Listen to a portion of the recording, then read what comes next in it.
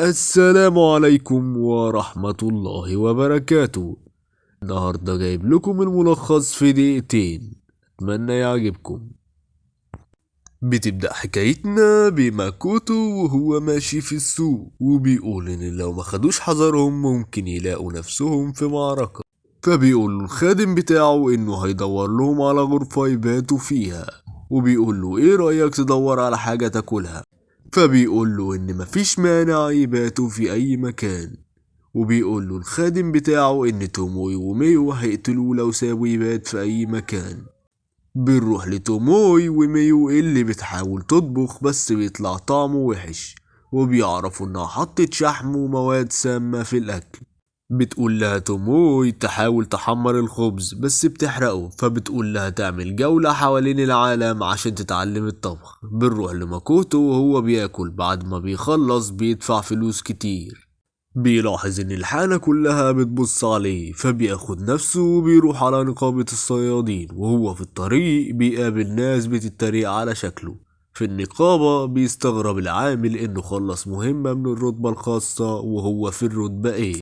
بتيجي بنت للنقابة بتحاول تطلب دعم عشان ينقذوا قريتها بس بيرفضوا، وبتخرج. بعد ما بيخرج ماكوتو بيلاحظ ان في 3 اشخاص كانوا ماشيين وراه من الحانة، وان الاشخاص اللي ضايقوا البنت في النقابة بيحاولوا يأذوها.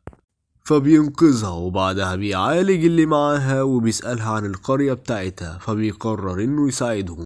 بياخدهم وبيوصل القرية. بعدها بيلاحظ مكان العصابة في الغابة، ولما المستذئب اللي معاه بيسأله هو بيساعدهم ليه، فبيقول له ان اسم العصابة على اسم اغنية كان بيحبها، فمش حابب ان العصابة يكون اسمها كده. بنروح لتوموي وميو اللي بتعمل اكل تاني وبسببه بتكون هتموتهم. بنرجع لماكوتو اللي بيلاقي العصابة وبينشر حاجز بيمنع الصوت، وبيستخدم السهام وبيصطادهم واحد واحد بس بدون ما يقتلهم. بعدها بيستخدم سهم من النار وبيفجرهم. بعدها بيقول لزعيمهم انه مش هيقتله بس ما يسميش عصابته كده تاني. بعدها بيلاقي القرويين العصابة مربوطين. بنروح لماكوتو اللي بيسأل الخادم بتاعه إن كان لها أوضة، فبيقول له إن لها أوضة في مكان غالي، وإن الأبطال اللي جم من عالمه بيتعاملوا معاملة أحسن من كده. فبيسأل ماكوتو إمتى هيقابلهم.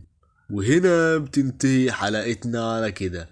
نقابلكم إن شاء الله في الحلقة القادمة، وبنعتذر على التأخير اللي حصل، كان عندنا شوية ظروف.